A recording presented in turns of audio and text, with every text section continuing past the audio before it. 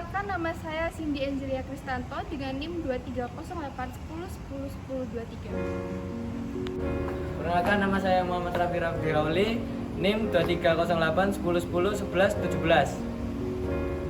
Perkenalkan, nama saya Rizka Novaliasari dengan NIM 2308101011020. Perkenalkan, nama saya Dwi Kamila Felisa dengan NIM 23081101074.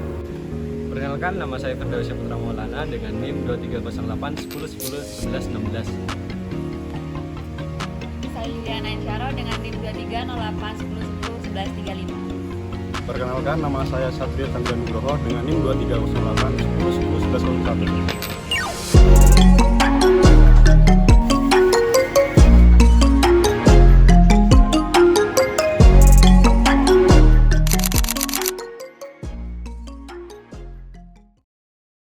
Dalam makroekonomi, konsumsi masyarakat dihitung secara agregat. Beberapa pendekatan atau hipotesis dapat menjawab mengenai pola perilaku konsumsi masyarakat, di antaranya adalah teori konsumsi Keynes, teori pendapatan permanen, teori pendapatan relatif, dan teori siklus hidup. Masing-masing hipotesis tersebut dapat berlaku secara sebagian atau dapat juga terjadi secara bersamaan. Hal itu terjadi dikarenakan pola konsumsi setiap individu berbeda-beda yang dipengaruhi oleh berbagai faktor, seperti faktor demografis, sosial, psikologis, dan ekonomi. Faktor-faktor ini saling terkait dan berinteraksi, sehingga menciptakan pola konsumsi yang unik dan personal bagi setiap individu.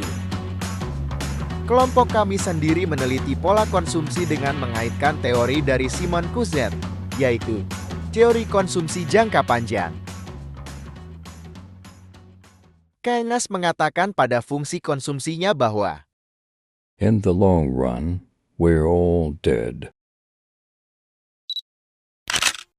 Apabila Keynes hanya mengeluarkan fungsi konsumsi jangka pendek saja, maka ekonom lainnya yakni Simon Kuznets menemukan fungsi konsumsi jangka panjang.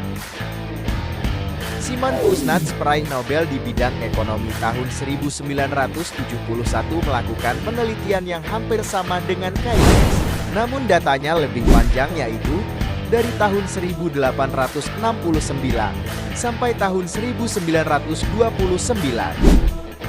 Fungsi konsumsi jangka panjang menjelaskan hubungan antara konsumsi agregat dan pendapatan disposable dalam jangka panjang.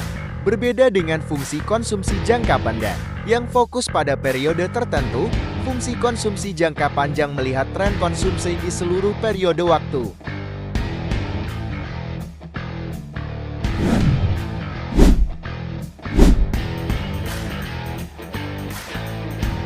Teori konsumsi jangka panjang mengasumsikan bahwa dalam jangka waktu yang lama, individu atau negara akan mengatur konsumsi dan tabungan mereka sesuai dengan tingkat rendah dan tinggi pendapatan yang diharapkan. Namun, Kuznets menemukan bahwa dalam jangka panjang, proporsi dari pendapatan yang disimpan terhadap pendapatan total tetap stabil. Makna konsumsi akan bertambah seiring dengan kenaikan pendapatan, tetapi proporsi dari pendapatan yang digunakan untuk konsumsi terhadap pendapatan total tidak akan berubah signifikan. Selain itu, dalam jangka panjang, fungsi produksi cenderung mendekati titik origin.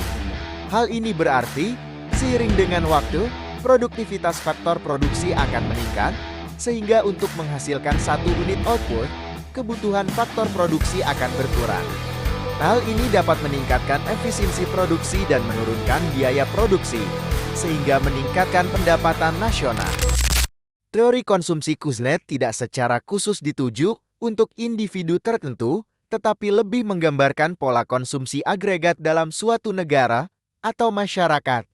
Namun, pola konsumsi yang dijelaskan oleh teori Kuznets umumnya berlaku untuk negara-negara dengan tingkat pertumbuhan ekonomi yang signifikan dan struktur ekonomi yang berkembang. Negara-negara yang sedang berkembang sering mengalami perubahan dalam pola konsumsi seiring dengan pertumbuhan ekonomi mereka. Sebagai negara-negara ini bergerak dari tingkat pendapatan rendah menuju pertumbuhan ekonomi yang lebih tinggi. Individu-individu dalam masyarakat tersebut cenderung mengalihkan sebagian besar dari pengeluaran mereka dari kebutuhan dasar menuju barang-barang mewah.